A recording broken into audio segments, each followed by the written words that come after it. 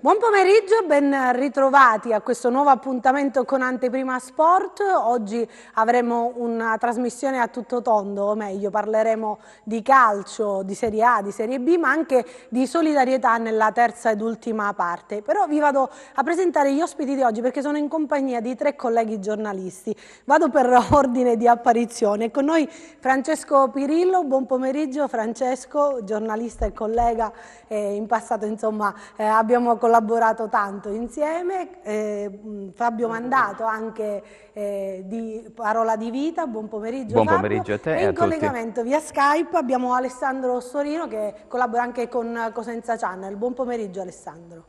Buon pomeriggio a te, buon pomeriggio a tutti quanti e grazie per l'invito.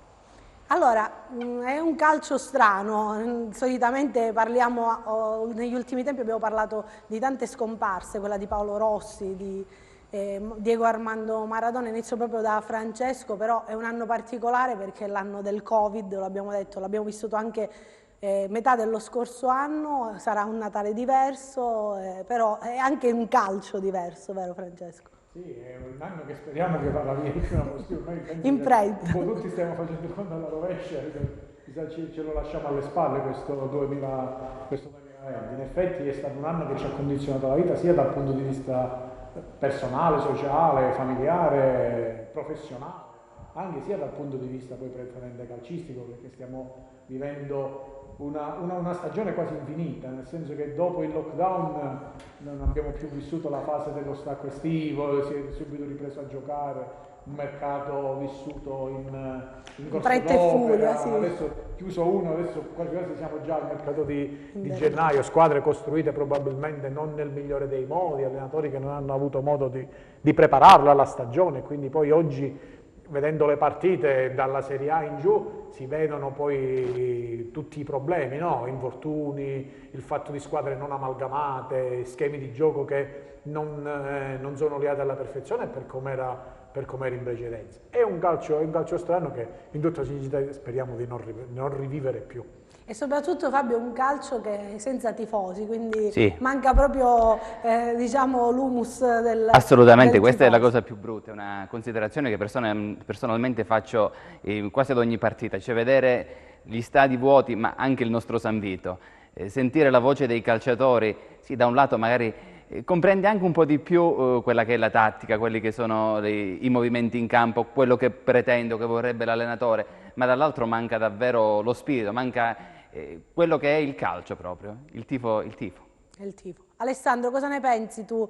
Noi ci siamo incontrati quest'estate per una bella iniziativa, un premio che era stato consegnato a mister Occhiuzzi lì sul Tirreno nella tua Cetraro. È un calcio, cioè, sembrava piano piano che riprendesse la situazione alla normalità, invece poi da settembre in avanti c'è stata questa nuova fase con l'Italia a colori, prima rossa poi gialla, insomma adesso non si sa a Natale che fine faremo. È chiaro, anche il calcio ha subito tutto quello che sta subendo la nostra nazione, questo è normale. È un calcio ovattato che non piace a nessuno, sotto questo punto di vista credo che non ci siano obiezioni, però è un calcio che comunque credo che sia giusto continuare a seguire, continuare a giocare per i calciatori. Rifacendomi alle parole di Fabio, è vero, è brutto anche vedere i tifosi, non vedere i tifosi, sentire le voci, però dall'altro lato cosa stiamo scoprendo? Che magari ci sono stiamo vedendo tanti calciatori che magari erano in difficoltà con il pubblico, adesso fanno anche le loro partite, forse perché meno intimoriti al pubblico. Era un aspetto che magari noi non riuscivamo a capire, magari anche, faccio l'esempio del Milan, no? In Serie A stiamo vedendo un Milan che comunque è primo in classifica, con tanti calciatori che fino a quando avevano il brusio, il famoso brusio di San Siro, non riuscivano nemmeno ad esprimersi. Poi nel momento in cui hanno dovuto giocare senza tifosi sono venuti fuori anche magari le loro caratteristiche che non riuscivano magari a venire fuori quando dovevano sentire anche la pressione del pubblico. Sicuramente è una fase transitoria che ovviamente tutti ci auguriamo che possa al più presto terminare. E tu mi hai dato il là proprio per parlare di questa Serie A. Andiamo a vedere innanzitutto la classifica per quanto riguarda la Serie A, con il Milan saldamente in testa, come dicevi tu, a 28 punti, seguito dall'Inter a 27, la Juventus e la Roma a 24, poi troviamo il Napoli a 23 insieme al Sassuolo, Hellas Verona a 19, Atalanta e Lazio a 18, Udinese e Sampdoria a 14, Cagliari e Bologna a 13, Parma e Benevento a 12, lo Spezia a 11 punti, Fiorentina 10, Genoa 7, chiudono Torino e Crotone con 6 punti. Vediamo anche il prossimo turno per quanto riguarda la Serie A, perché insomma sia in Serie A che in Serie B ci saranno dei turni ravvicinati da qui fino all'inizio del nuovo anno. Le partite che saranno in programma in questo weekend vedono l'Atalanta contro la Roma, Benevento Genoa, Cagliari Udinese, Fiorentina Hellas Verona, Inter Spezia, Lazio-Napoli, Parma-Juventus, Sampdoria-Crotone, Sassuolo-Milan e Torino-Bologna. A proposito proprio del Crotone, ricomincio da Francesco, un Crotone che nelle ultime 2 gare, prima con lo Spezia e poi con l'Udinese, è riuscita a conquistare punti importanti. La vittoria proprio in casa con lo Spezia e poi il pareggio infrasettimanale ad Udine.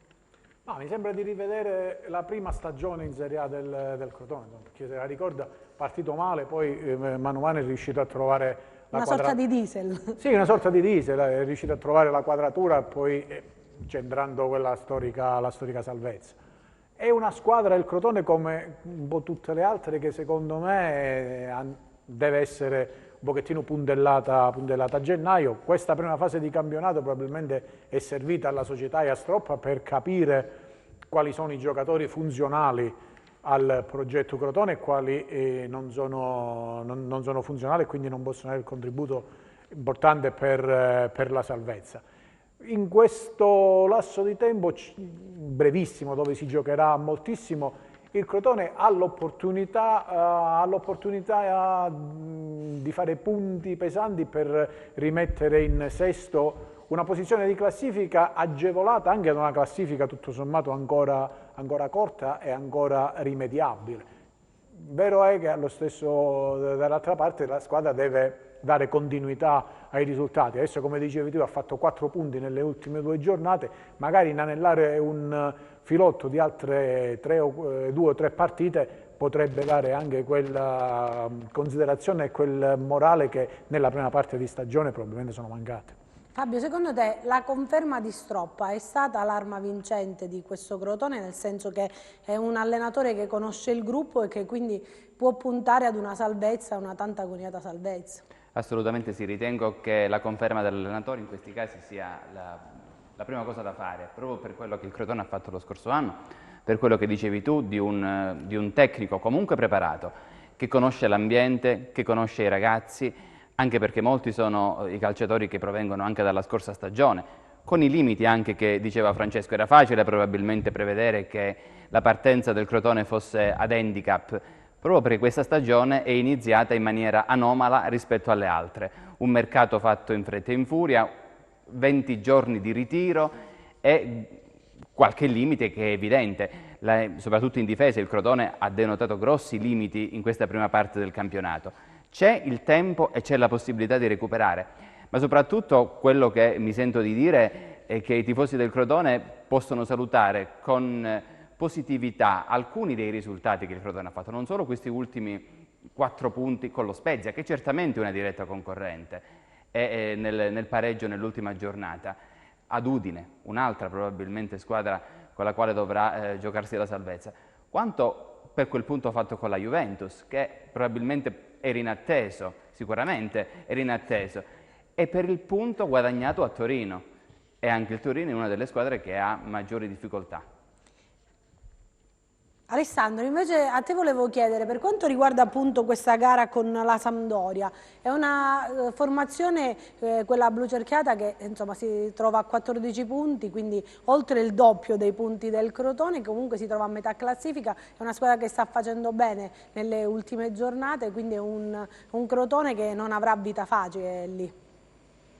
No, sarà difficilissimo anche perché comunque la Sampdoria adesso è reduce da questa vittoria a Verona, abbiamo visto tutti nel turno infrasettimanale, è stata una partita 3 punti importantissimi anche perché chiudono un periodo nel quale la Sampdoria non aveva vinto, ma aveva comunque dato filo alla torcere sia al Napoli che al Milan stesso, che hanno sudato le cosiddette 7 camicie per riuscire ad avere la meglio sugli uomini di Ranieri.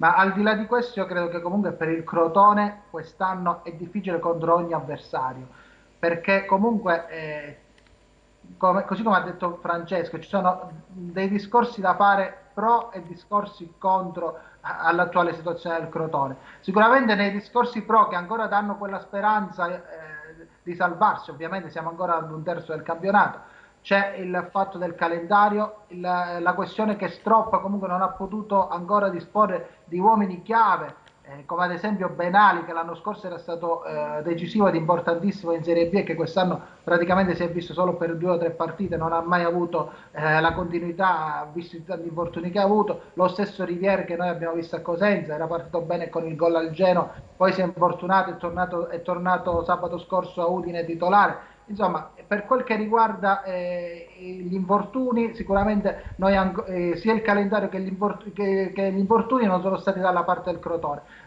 Rifacendo il calendario stesso, ha avuto gli scontri diretti, quelli che ha avuto non ha sfigurato, così come diceva Fabio, però ha incontrato tante grandi squadre, quindi adesso ci dovrà essere comunque un cambio di marcia.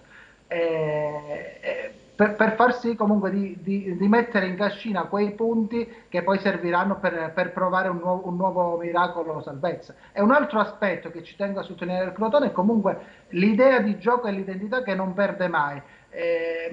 Faccio un esempio che mi è rimasto ben impresso, la partita con lo Spezia, vanno in vantaggio subito con Messias, dopo pochi minuti subiscono il pareggio con un errore molto banale di Zanellato, con Cordaz che gli dà la palla al limite dell'area, lui che prova un appoggio laterale, perde palla, Farias pareggia.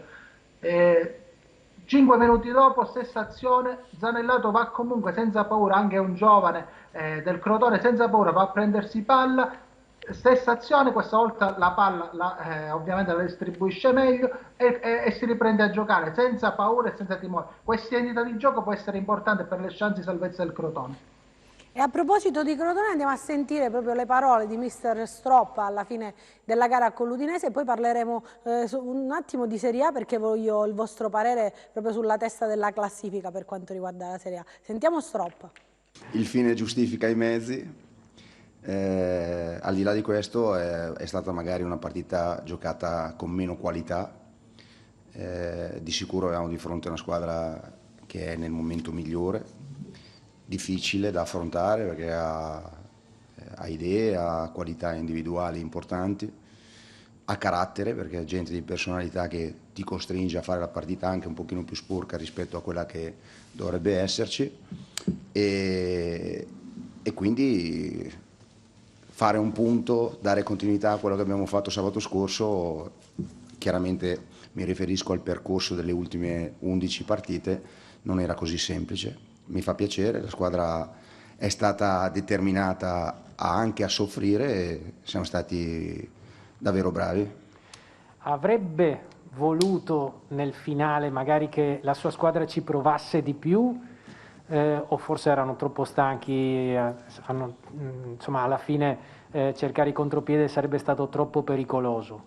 Io credo che di fronte c'era un avversario che voleva fare il risultato a tutti i costi, ci ha costretto a correre parecchio, arrivavamo da una partita dove anche a livello mentale abbiamo speso tanto e quindi non era facile fare la stessa partita. È chiaro che il percorso nostro, il percorso dell'Udinese è sicuramente diverso, credo che forse anche al fatto che la squadra abbia speso molto nello scontro diretto con lo Spezia sia sicuramente soprattutto negli ultimi minuti arrivata anche un po' sulle gambe, un po' stanca. Non aver preso gol, forse questa è anche una cosa molto importante per voi perché averne presi 25 fino a questo momento forse era troppo e da questo forse può ripartire anche la corsa verso il vostro obiettivo. Beh, di sicuro il fatto di non aver preso gol qua soprattutto e in questo momento, ripeto, è un bel viatico, ci dà continuità non soltanto nei punti. Devo dire che i 25 gol presi andrebbero analizzati, sono figli di partite diverse, di un percorso sicuramente diverso, ma la squadra è già da un po' che lavora anche mentalmente in modo diverso sul campo. All'inizio, soprattutto all'inizio, concedevamo delle ingenuità gratuite agli avversari. In questo momento devo dire che la squadra è concentrata e ha la consapevolezza di potersela giocare, chiaramente con le nostre armi. Consapevolezza di potersela giocare, e noi speriamo insomma che il Crotone da calabresi rimanga in Serie A. Parlavamo appunto di questo a testa della classifica. Francesco, tu te l'aspettavi il Milan saldamente in testa a 28 punti, anche se l'Inter adesso segue a un punto di distanza. Insomma, è una lotta fra milanesi secondo te questo scudetto, oppure la Juventus, la Roma, lo stesso Napoli possono ancora inserirsi? Sì che è lungo ancora, siamo diciamo a metà della prima parte. Però... io penso che quest'anno, a differenza degli ultimi 9 anni in cui la Juve, bene o male, a febbraio aveva già mezzo ipotecato lo scudetto, quest'anno sarà un campionato aperto sicuramente fino alla fine, e sarà un campionato aperto ad almeno 6 squadre. Cioè io non escludo la Roma, non escludo ancora la Lazio che possa rientrare, non escludo l'Atalanta, perché poi, come dicevamo prima, con tante partite che si giocano in pochissimi giorni, è vero, vinci oggi, però puoi perdere fra 3 giorni. Con una classifica corta, alla fine chi riesce a dare maggiore continuità farà il salto di qualità. In tutta sincerità, la vera sorpresa, se vogliamo, è il Milan, che con una squadra che sembrava una squadra da Ibrahimovic. Sì, da Ibrahimovic, e soprattutto favorita dal sosta Covid del primo lockdown. Pioli è riuscito a trovare una quadratura che gli sta dando i risultati anche oggi. Anche il Milan però sta denotando qualche problemino, soprattutto a livello difensivo. Si è fatto male Gabbia nell'ultima partita, quindi ha giocato con un ragazzino che aveva fatto il gol del 2-2 contro il Genoa nell'ultima partita. Quindi probabilmente anche il Milan dovrà, se vuole tenere questo passo, dovrà puntellare l'organico. Sulla carta è ovvio che, se parliamo di organico, l'Inter è quella che sembra avere qualcosa in più degli altri, però ad esempio la Roma, vista ieri sera contro il Genoa, secondo me è una squadra che, non avendo troppe pressioni addosso, può rimanere agganciata, e magari, ma anche il Napoli stesso, che ha fatto una gran bella partita a Milano contro l'Inter. Sono tutte squadre che quest'anno possono tranquillamente competere per la vittoria finale. Una lotta agguerrita, Fabio, però c'è l'Inter che magari ha meno pressione delle altre, perché essendo uscita fuori dalla Coppa, insomma, potrebbe, sia dalla Champions che dall'Europa League, potrebbe magari concentrarsi un po' di più sul campionato, ecco. Potrebbe, però l'Inter di questa prima fase della stagione c'è un grosso difetto: prende tanti gol, e di solito chi prende tanti gol è difficile che vinca il campionato. Almeno questa è una regola che abbiamo imparato negli scorsi anni. Siamo sempre nell'anno del Covid, non dico ancora post-Covid purtroppo, e quindi non sappiamo, però la tenuta difensiva è sicuramente fondamentale. Da questo punto di vista la Juventus continua ad essere solida, e credo che comunque abbia ancora i giocatori più forti, specialmente in attacco. Il Milan è il Milan che non ti aspetti. È vero che, come dice Francesco, sta denotando qualche problema difensivo, però non ha ancora perso. Nonostante questo, continua a muovere la classifica, quindi tenere d'occhio anche il Milan. Mi dicono parlate dei lupi, i nostri telespettatori ci scrivono, noi dobbiamo parlare un po' di tutte le squadre calabresi, e non vi preoccupate che sicuramente nella seconda parte ci concentreremo anche sul Cosenza. L'ultima domanda ad Alessandro prima della pubblicità. Invece l'altra volta, parlando con il direttore Meluso, parlava di una squadra che aveva fatto un'ottima impressione, ed era questa, il Sassuolo. Potrebbe secondo te il Sassuolo inserirsi in questa lotta per vincere il campionato? No, vabbè, per vincere il campionato non credo assolutamente, però sta facendo bene, insomma, De Zerbi alla sua idea, la sta portando avanti da tempo e fa bene, crede tanto nel gioco, ascoltavo l'intervista l'altra sera a Sky proprio su questo confronto che ha avuto con la dirigenza, proprio se prendere o meno un attaccante alto che avrebbe potuto risolvere tanti problemi in quelle partite un po' magari chiuse, nelle quali comunque il gioco palla a terra che fa il Sassuolo non riesce a trovare i suoi spazi. E l'idea è stata comunque congiunta con la dirigenza di non prenderlo, cioè di continuare comunque sempre con il gioco a cercare spazi, a cercare la giocata, l'imbucata, il gioco sulle fasce con Boga, che quest'anno non è stato quello dell'anno scorso, che però se si riprende e torna sui livelli che ha fatto vedere la scorsa stagione, può essere sicuramente il valore aggiunto per il Sassuolo. Berardi all'altro lato. Gli è mancato Caputo, insomma può fare un buon campionato, può ambire anche a un posto in Coppa UEFA, però addirittura dire che possa vincere lo scudetto io non credo assolutamente. Per quel che penso io, la Juventus resta comunque la grande favorita per la vittoria finale. Se ha voglia la Juventus resta comunque le mani no, Pirillo sa bene che sto dicendo sul serio, la mia idea è veramente questa qui.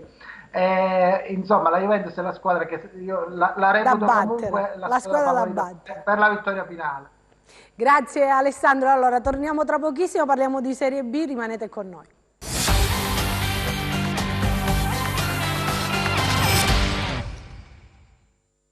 Seconda parte di Anteprima Sport, ci eravamo lasciati parlando appunto, iniziando il discorso con la Serie B. Andiamo a vedere innanzitutto la classifica di Serie B, perché ci sono tante domande che mi stanno arrivando già per quanto riguarda il Cosenza Calcio. L'Empoli in testa a 25 punti, Salernitana a 24, Frosinone 23, Spal 22, Lecce e Venezia a 21 punti, il Cittadella e il Monza a 20, il Chievo a 18, il Brescia e il Pordenone insieme alla Reggiana e il Pisa a 14 punti, Cosenza e Vicenza a 12 punti, la Reggina a 10, la Cremonese a 9, Pescara a 8, chiudono Ascoli con 6 e Virtus Entella con 5. Il prossimo turno anche qui insomma una serie di partite ravvicinate, vediamole insieme: Brescia-Reggiana, Chievo-Empoli, Cremonese-Cosenza, Frosinone-Salernitana, Lecce-Pisa, Pescara-Monza, Reggina-Cittadella, Venezia-Spal, Vicenza-Ascoli, Virtus-Entella-Pordenone. Iniziamo dal Cosenza, Francesco, sono tante le domande, andiamole a leggere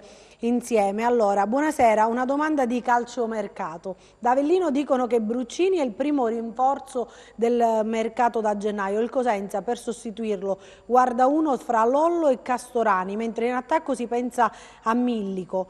Questi al momento potrebbero essere dei profili giusti per ottenere affidabilità e maggiori garanzie nei due reparti. Io dico, ancora Bruccini sembra che sia un calciatore del Cosenza, quindi sì, bene guardare oltre, però atteniamoci a quelle che sono le realtà di adesso, ecco.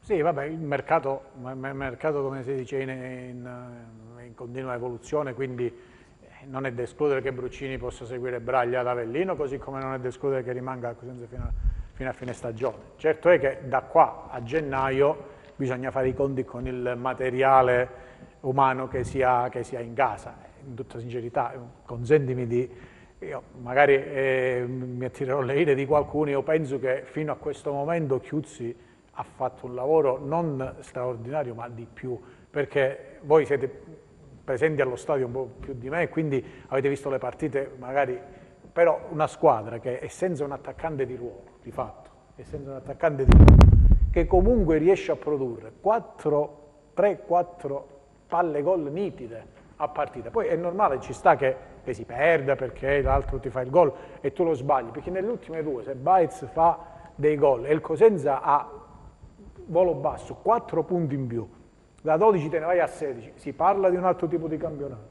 Certo. E quindi questo ti dice che ad oggi Chiuzzi comunque con il materiale umano che ha a disposizione ha dato alla squadra un'identità di gioco che secondo me con qualche rinforzo a gennaio il Cosenza può essere una di quelle squadre da tenere d'occhio poi fino alla fine. È ovvio che non vinci il campionato, però può essere la classica mina vagante del torneo. Ecco perché non bisogna, perché poi capisco pure il tifoso che è legato al risultato, però l'analisi quando la si fa la si deve fare poi a 360 gradi. Perfetto. E la si deve fare guardando attentamente le partite. È vero che poi il risultato è quello che conta, però il Cosenza è una squadra che ha dimostrato di avere un'idea di gioco. Poi ci sta il cambio sbagliato, ci sta la scelta sbagliata sul giocatore, magari uno poteva essere più funzionale dell'altro, però comunque nel complesso il Cosenza è una squadra che gioca e costruisce.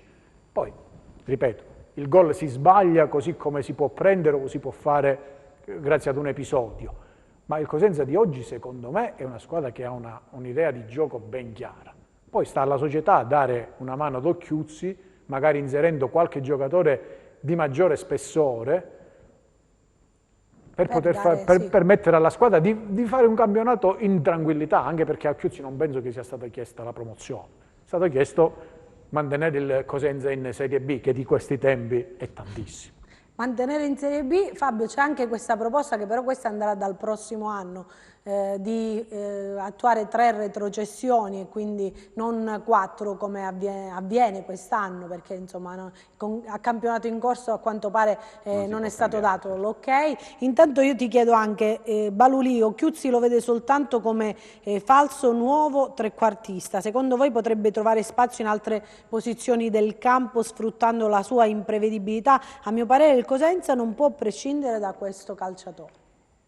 Secondo me l'importante è che Balolì non sia falso 9. Balolì non può giocare quasi come centravanti arretrato. Questo probabilmente è il grande difetto di questa prima parte della stagione del Cosenza. È vero che nelle ultime partite stiamo assistendo ad una maggiore mole di gioco in fase offensiva e anche ad un numero superiore di azioni, però il grande difetto è questo, soprattutto all'inizio.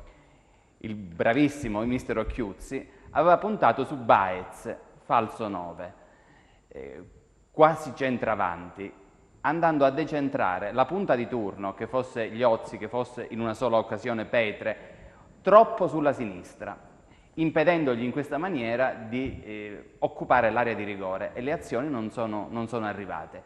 Balulì invece è un ottimo trequartista, è l'unico uomo probabilmente che il Cosenza ha in questo momento in grado di fare da collante tra il centrocampo e l'attacco, quindi anche di far aumentare, direi anche abbastanza, la produzione offensiva del Cosenza. È un giocatore purtroppo, come tanti nel suo ruolo, da sempre, discontinuo. Spesso l'abbiamo visto meglio nel momento in cui è entrato nel secondo tempo che non quando ha giocato all'inizio. Però io darei fiducia a questo ragazzo che ha i piedi buoni e credo abbia anche la testa, sia sul pezzo. Alessandro, invece a te volevo chiedere, secondo te, dopo la gara proprio della vittoria avuta proprio nei giorni scorsi ad Ascoli, potrebbe puntare mister Occhiuzzi su Sueva? So che nei giorni scorsi tu hai scritto un articolo proprio parlando di questo calciatore, in più i Lupi in questo momento stanno svolgendo la rifinitura al centro sportivo Biavati dell'US Corticella e in quel di Bologna e poi raggiungeranno Cremona. Secondo me adesso deve essere bravo Occhiuzzi a tenere un po', a fare bastone e carota con Sueva. Insomma, mancherà Carretta anche a Cremona per infortunio, quindi uno slot libero nella formazione teoricamente titolare ci sarebbe. Deve essere bravo Occhiuzzi, capire se c'è anche lo stato d'animo nel calciatore per poterlo riconfermare dopo quello che ha fatto di buono ad Ascoli, o comunque dare di nuovo una maglia titolare a Balulì, che come diceva Fabio ha sempre dimostrato tanto quando è stato chiamato in causa, ed è un giocatore che comunque il Cosenza non ha un'alternativa a lui, insomma, come caratteristiche tecniche Balulì è unico nella rosa del Cosenza, anche come unico che riesce a legare il centrocampo e l'attacco, e quindi vedremo se lo lancerà. Sarà bello capire anche questo aspetto psicologico, perché dopo la bella prestazione fatta contro l'Ascoli, Sueva deve ovviamente continuare a lavorare e continuare a rimanere con i piedi per terra, così come ha sottolineato anche il procuratore Fabrizio Rosina, con il quale mi sono sentito per riuscire a realizzare l'articolo nel quale comunque ho raccontato la sua storia, che è una storia comunque particolare, che sicuramente avrete letto anche su Cosenza Channel. Francesco, è un Cosenza che secondo me Abbiamo visto che insomma, le uniche 2 vittorie di questo campionato le ha portate a casa, insomma fuori casa, scusate il gioco di parole. Adesso c'è questa sfida con la Cremonese che possiamo chiamarla una sfida salvezza perché sono lì in classifica le 2 squadre e poi avrà 2 turni casalinghi. Cosa manca in casa al Cosenza? Anche perché la pressione del pubblico non c'è, quindi insomma secondo te qual è la realtà di questa squadra? Magari La si realtà esprime... potrebbe essere quella della mancanza, ma parliamo mancanza di un giocatore che detti i tempi in uscita nella prima fase dell'impostazione della manovra. Il Cosenza vince fuori casa perché magari fuori casa ha l'opportunità di poter ribaltare il fronte del gioco e magari sfruttare, come è capitato su Eva o Baez o qualche altro, o Sciaudone stesso, che sono molto bravi a ribaltare il fronte del gioco e quindi non deve fare la partita. Probabilmente ha ad oggi qualche problema quando è chiamato a farla la partita. E lì è ovvio che se ti manca un giocatore bravo a dettare i tempi di uscita della squadra, a dare la prima fase della manovra, fai fatica, specialmente quando poi ti trovi squadre che ti giocano tutte dietro la linea della palla. È ovvio che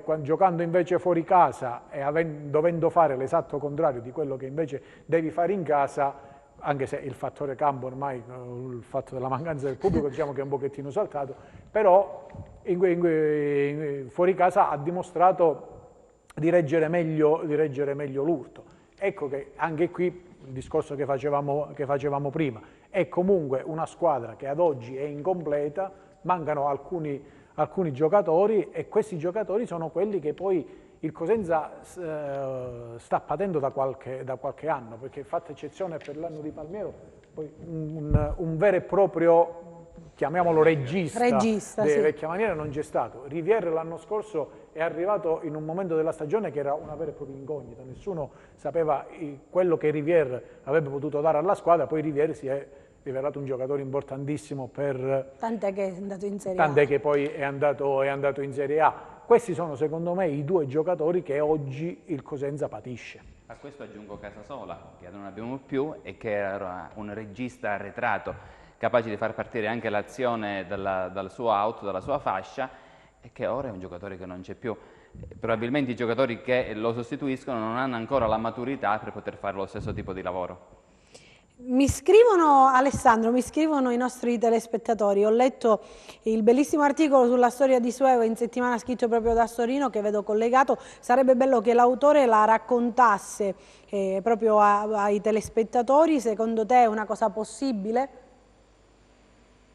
Sì, sì, sicuramente, come no, è una bella storia, ti dicevo prima, magari per non allungare non l'ho raccontata direttamente. Insomma, Sueva è una storia un po' particolare perché lui è di Cittadella del Capo, è nato a Cetraro il giorno di Capodanno del 2001, è di Cittadella del Capo, ma a 8 anni gli cambia negativamente, diciamo così, la vita perché in un incidente, mentre stava facendo una battuta di pesca, viene a mancare il padre. Quindi lui si ritrova a essere praticamente capofamiglia. La mamma è una donna, è una donna straniera della Repubblica Dominicana e lui è il primo di 3 fratelli. Quindi si ritrova già a 8 anni a essere capofamiglia e quindi tutto quello che va a dimostrare nel calcio inizialmente viene quasi limitato da questo amore, da questo legame che ha con la sua famiglia, perché lui già a 13 anni si trasferisce a Cosenza al Cosenza su indicazione di Padania, che l'ho visto alla scuola calcio Alessandro Rosina di Bonifati. Però ai primi tempi non è che lui andasse molto volentieri a Cosenza, perché non mancava occasione per tornare in questa Cittadella del Capo, frazione popolosa del comune di Bonifati, frazione marittima, perché comunque la sua idea era quella di non lasciare mai da soli i fratellini e la mamma, allo stesso tempo comunque molto legato ai suoi amici. Capitava spesso, come ho scritto sull'articolo, che finito l'allenamento magari a Cosenza non rientrava nemmeno negli spogliatoi per cambiarsi, correva alla stazione dei treni a Vagliolise per prendere il primo treno per Cittadella, poi magari giocare sul lungomare con i suoi amici. Quindi c'è stato questo lavoro mentale che hanno dovuto svolgere sia Occhiuzzi per quel che riguarda il campo, perché lui l'ha avuto fin dall'Under 17, a Gianluigi Sueva l'ha iniziato a allenare fin dall'Under 17, ma anche Fabrizio Rosini, il suo agente, che è stato come un fratello maggiore, lo ha consigliato, lo ha sempre indirizzato, diciamo così, per il verso giusto. C'è stato proprio questo lavoro mentale sul fatto che lui potesse diventare un calciatore, potesse riuscire ad emergere e non a perdersi, e quindi piano piano questi atteggiamenti sono migliorati e in campo si sono visti. 2 anni fa con la Primavera segna 5 gol in 14 presenze, l'allenava De Angelis allora la Primavera. L'esplosione c'è stata l'anno scorso, 16 presenze, 11 gol, e questo esordio che non vuole arrivare, perché lui viene aggregato alla prima squadra già nell'anno della promozione dalla C alla B, e là già colleziona qualche panchina. Poi il primo anno di fila la stessa cosa, l'anno scorso dopo il lockdown diventa praticamente un giocatore della prima squadra, però non esordisce. Ci va vicinissimo alla Spezia, però sono sul 5-1 e Occhiuzzi gli dice non è bello esordire così, aspettiamo. Ritiro estivo, il discorso sul fatto che quest'anno fosse una parte integrante della rosa, alla seconda giornata subito contro la SPAL lo butta in campo, e poi un po' bastone e carota, come ti dicevo prima, lo fa rientrare contro la Regina, gli dà un altro spezzone con Lecce, non si rivede per un po', gioca gli ultimi 10 minuti a Parma e poi, senza che nessuno se l'aspettasse, titolare contro l'Ascoli, e si è visto quello che ha fatto, assist, una partita fatta di tante cose, compresa anche un'ammonizione, ma tante belle cose. Il primo assist sprecato da Baez, è entrato nell'azione del primo gol, ha fatto ammonire un paio di giocatori avversari, tanti calci. Al 66esimo i crampi, è dovuto uscire perché sia la tensione ma anche la fatica che c'era stata, insomma. E sono stati 66 minuti molto, molto positivi, che hanno fatto vedere che un giocatore come Sueva ci può stare in questa squadra e in Serie B. E questa è la breve storia di Sueva. Ovviamente se volete leggere ampiamente l'articolo andate su Cosenza Channel e lo leggete per bene. Francesco, il Cosenza ha bisogno come il pane di un attaccante, come avevi detto tu, riesce a vincere solo in trasferta perché giochi di rimessa e non imposti. In casa invece, non facendo la partita con efficacia, vieni punito alla prima occasione, così come avvenuto.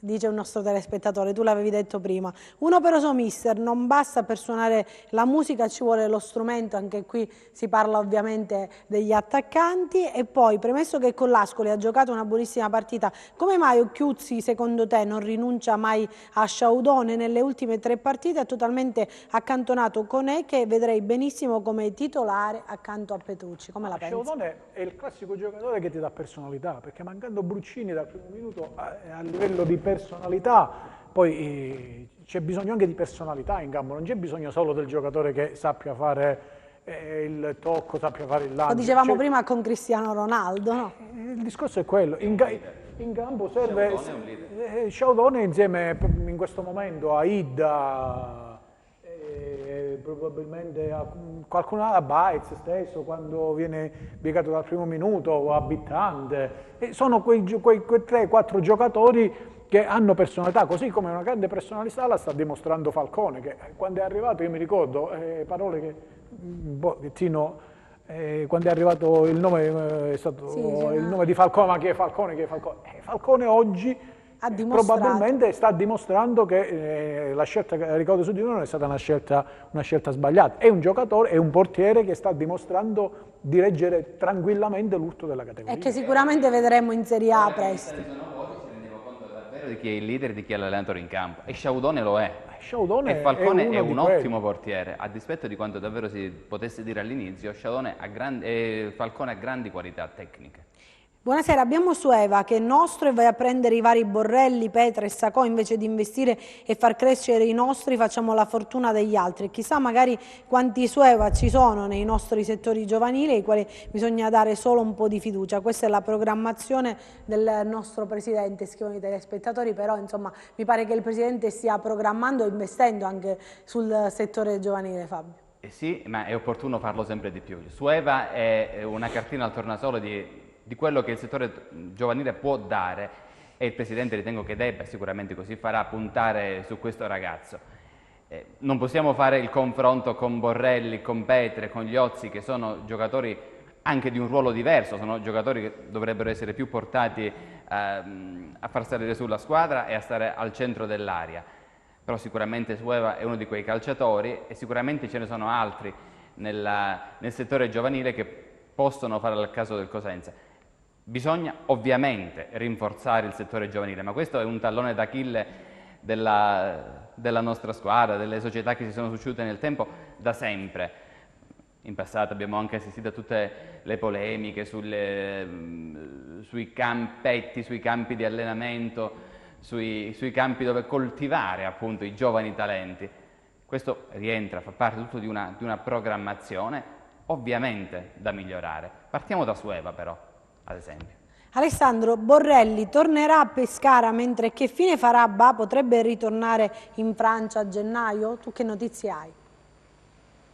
No, vabbè, sul calciomercato ancora non ho nessuna notizia, insomma, poi sono situazioni è in troppo divenire presto. queste qui. Borrelli non lo so, non credo che era stato preso per fare il titolare, è stato preso per essere una scommessa, magari sarà vincente con il tempo, finora l'abbiamo visto solo una volta titolare, poi uno spezzone, insomma, qualche altro spezzone anche in Coppa Italia, ma non riuscirei a dare un giudizio. Va alla fine la stessa cosa, è stato per tanto tempo infortunato, è stato poi protagonista di 2 episodi insomma negativi, il primo contro la Salernitana, ma lì poveraccio non è stata nemmeno colpa sua per quella situazione, poi contro la Reggiana ha perso palla e abbiamo subito il gol e poi ha sbagliato un altro gol clamoroso, però io non riesco ad avere un giudizio completo sul calciatore Ba. Sui centrocampisti centrali volevo rifare un attimo al discorso del regista. Secondo me il regista con Petrucci o Chiuzzi lo ha trovato, perché Petrucci si è vista la qualità che ha. Quello che forse insomma deve fare un attimo in questo momento il Cosenza è riuscire a trovare una formazione base per quel che riguarda il centrocampo centrale. Per la difesa l'ha trovata, Tiritiello, Idda legittimo. Il Cosenza è quello per ciò che riguarda la linea arretrata. Per il centrocampo, insomma, almeno per quel che riguarda la parte centrale, si sta un po' andando a tentativi, però Petrucci ha dimostrato tanto in queste ultime 2 partite, insomma adesso ha 30 anni, nel pieno della maturità, non riuscirà a mantenere più quello che manteneva quando era giovanissimo, però sicuramente è un calciatore di livello e di categoria. Allora ci fermiamo per una breve pausa pubblicitaria, torniamo tra pochissimo, sono tante le domande, le rimandiamo alla terza parte.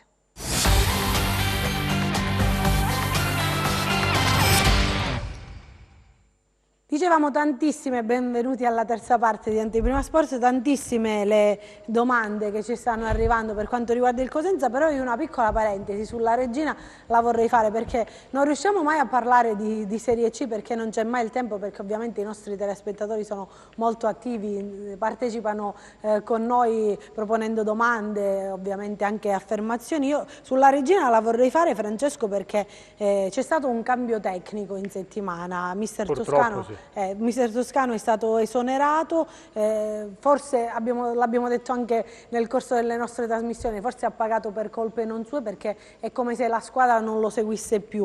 Adesso è arrivato questo nuovo allenatore, Barone, che insomma dovrebbe risollevare le sorti di questa Regina, e poi nelle scorse settimane abbiamo visto anche il Presidente che ha fatto una sorta di mea culpa dicendo forse ho sopravvalutato la squadra, però con i nomi che ha è come il Monza, possiamo fare questo paragone, insomma sono fra le 2 formazioni che annovellano tante persone, giocatori di un certo livello, e che quindi ci si aspettava magari in testa alla classifica. Ecco. Ma forse in testa alla classifica no, perché comunque i valori che si hanno a Monza non sono gli stessi che ci sono a Reggio Calabria.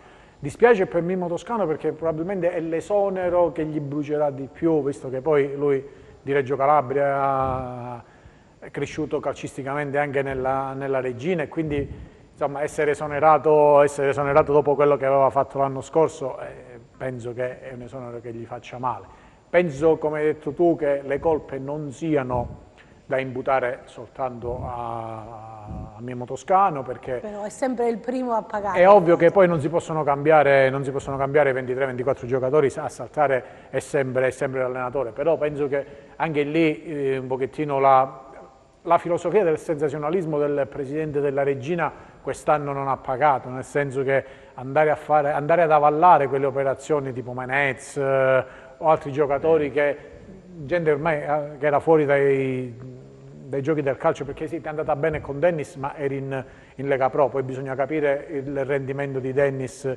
in Serie B, dove il livello calcistico e di intensità anche di campo si alza. Andare a fare quell'altro rischio con Menez, oppure costruire una squadra solo esclusivamente puntando su giocatori che sì, hanno visto la Serie A, che però erano in fase calante, probabilmente non erano questi giocatori funzionali al progetto di Mimmo Toscano. Ecco perché dico che le colpe non sono solo le sue, sono di Taibbi, che ha portato questi giocatori, che ha allestito questa squadra, e sono anche della società, perché insomma, se un presidente dice mia sono io, probabilmente sono anche della società che ha creduto di poter, buttando soldi lì sul mercato, di poter fare lo stesso cammino fatto l'anno scorso. Probabilmente quest'anno serviva un percorso magari di assestamento alla categoria, per poi provare il salto di categoria nella prossima stagione, e quindi magari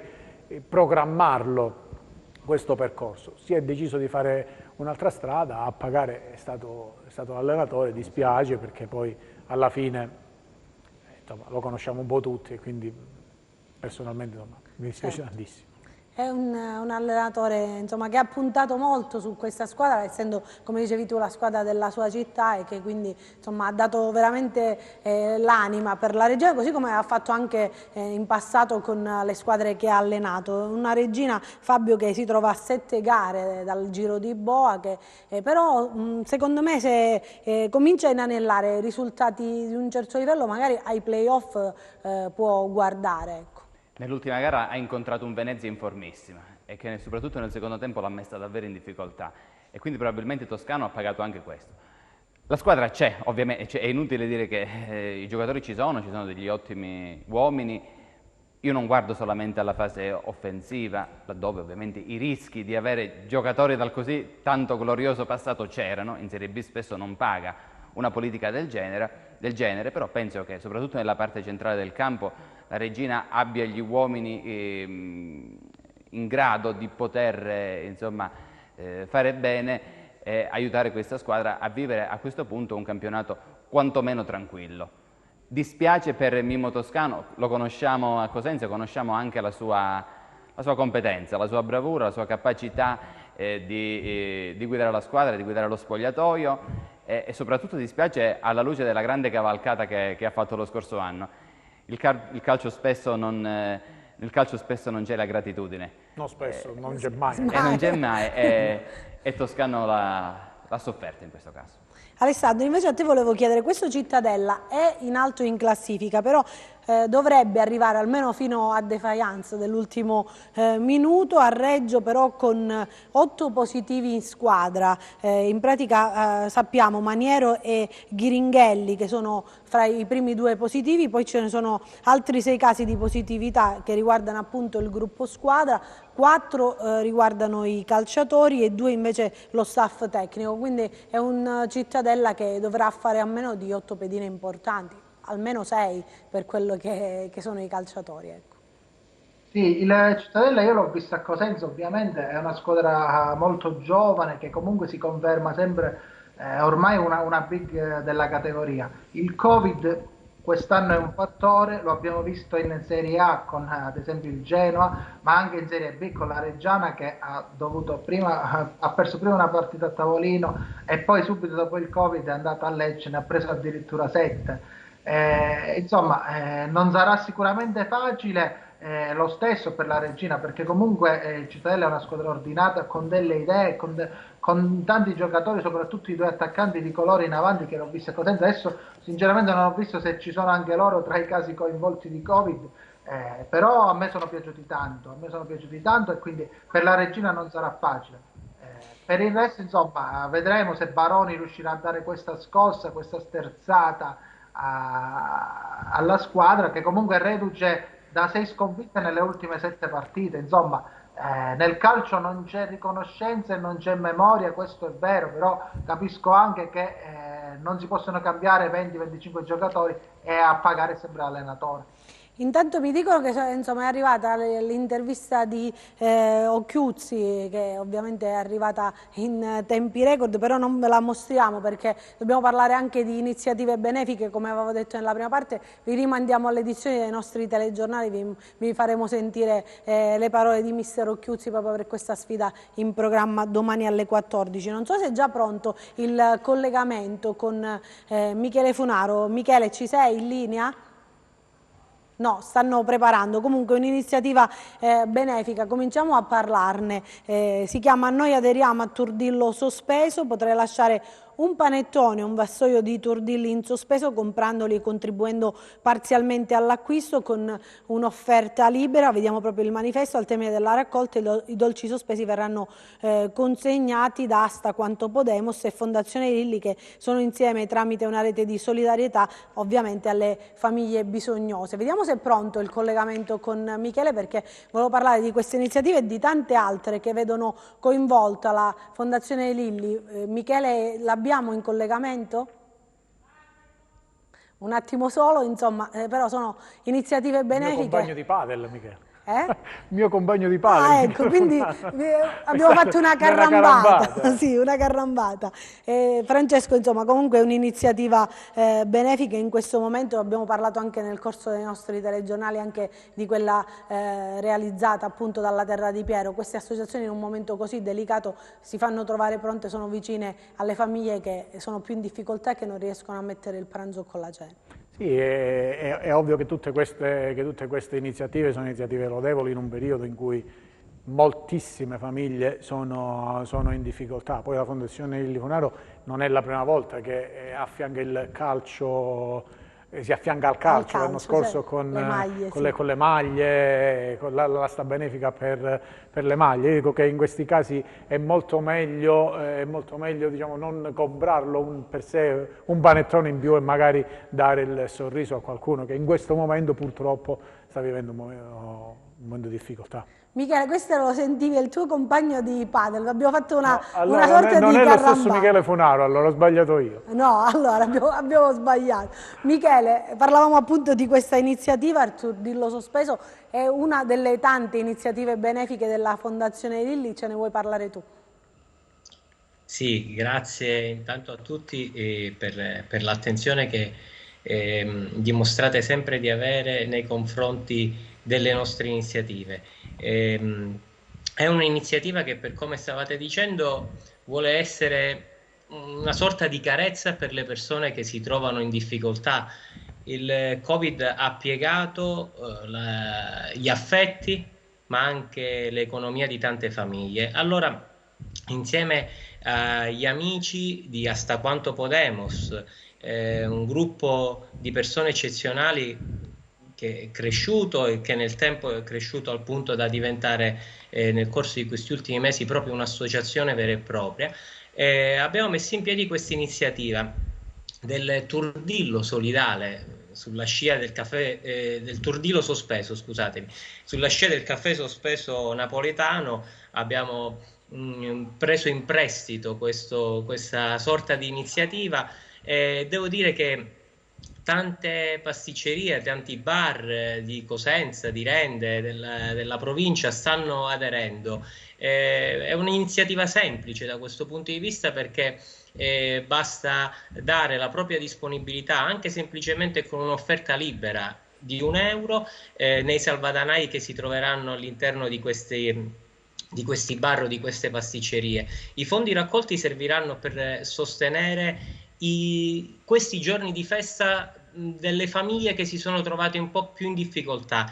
In questo senso ci viene anche in aiuto l'associazione Moci, che dà supporto a tante famiglie, proprio per questo ci è sembrato utile essere vicini a loro, cercando che cercando il modo da far avere un po' a tutti un pranzo dignitoso soprattutto nei giorni di festa, e anche dei giochi e dei regali per i bambini che fanno parte di queste famiglie in difficoltà. E in più non è l'unica iniziativa per quanto riguarda il Covid, perché insieme sempre ad Asta Quanto Podemos, l'altra associazione, supportate le persone che, insomma, i malati che sono positivi e che sono in isolamento domiciliare, sono asintomatici e hanno sintomi lievi. È esattamente così, e proprio per questo stiamo lanciando una serie di dirette Facebook, alcune sono già partite grazie al supporto chiaramente di medici, esperti, il professor Bruno che insomma conosciamo un po' tutti e che è vicino a queste iniziative, all'associazione chiaramente Asta Quanto Podemos, per fornire anche qui un supporto alle persone che si trovano in difficoltà in questo periodo particolare e singolare un po' che sta caratterizzando questo 2020. Allora noi non possiamo che dire donate, donate, donate. A Michele invece, visto che sei il nostro ospite in questa trasmissione che parla di calcio, immagino che tu segui ovviamente anche il Cosenza in Serie B. Cosa pensi di questa squadra e ovviamente dell'allenatore Occhiuzzi, che sta dimostrando di essere un allenatore di categoria? Beh, il Cosenza ci sta facendo, a proposito appunto di come si segue la squadra del cuore, ci sta facendo avere insomma tante soddisfazioni, da quella cavalcata salvezza della scorsa estate a questo inizio campionato che sicuramente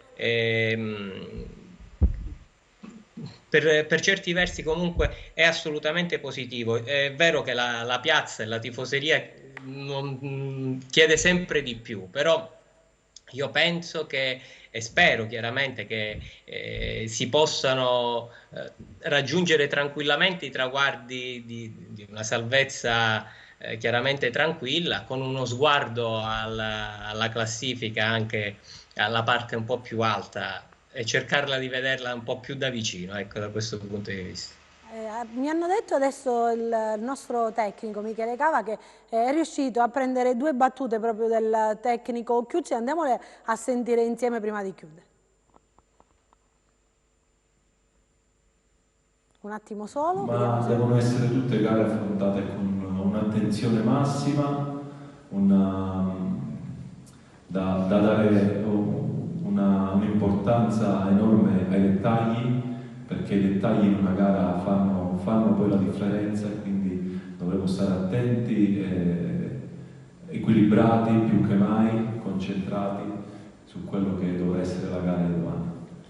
Dobbiamo un po' valutare le condizioni di più calciatori, dobbiamo essere bravi a gestire determinate situazioni perché le gare, il campo pesante, le gare ravvicinate, insomma,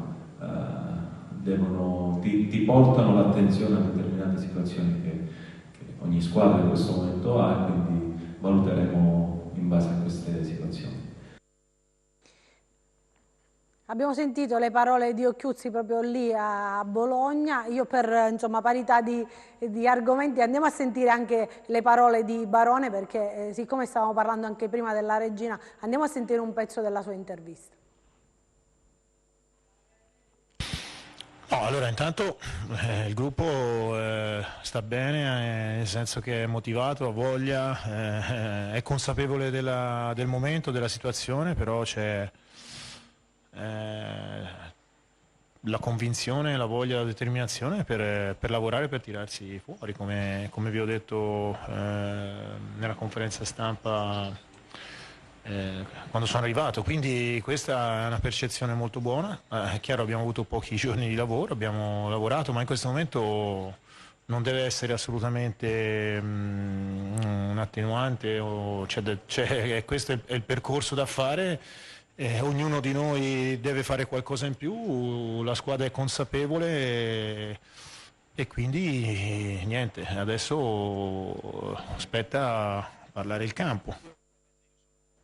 Queste erano le parole di Barone, insomma era molto più lunga l'intervista, ma per parità di trattamento abbiamo voluto fare un po' una par condicio e mandare entrambi. Io ringrazio innanzitutto Michele Funaro per essere stato con noi, ricordiamo il Turdillo sospeso, chi vuole può aderire a questa iniziativa benefica che insomma potrebbe regalare un Natale diverso a chi ne ha più bisogno. Grazie Michele per essere stato con noi.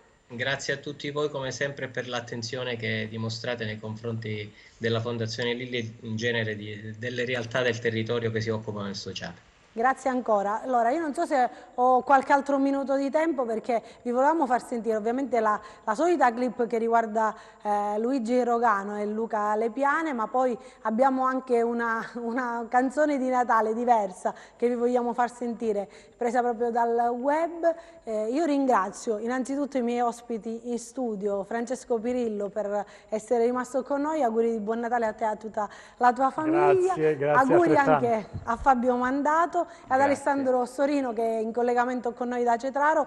Alessandro, com'è la situazione? Il mare è calmo, è mosso? So che non ci possiamo muovere, però insomma fa sempre bene sapere come si comporta il mare. Ecco. No, qui è una giornata serenissima, quasi c'è gente, ho visto qualcuno sulla spiaggia, ti dico la verità Anna, e anche ieri è stata molto bella la giornata soleggiata e quindi durante la giornata saranno intorno ai 20 gradi, quindi si sta bene anche con uno smanicato e con una maglia senza giubbotto pesante, ti dico la verità, qui a Cetraro col clima non ci possiamo lamentare assolutamente. Grazie Alessandro e tanti auguri di buon Natale anche a te. Io vi faccio anche i miei auguri, ringrazio Enzo Leonetti in regia e Massimiliano Fino all'audio, non so quando ci vedremo perché siamo a cavallo delle feste, voi seguite Ten e ci troverete. Grazie ancora.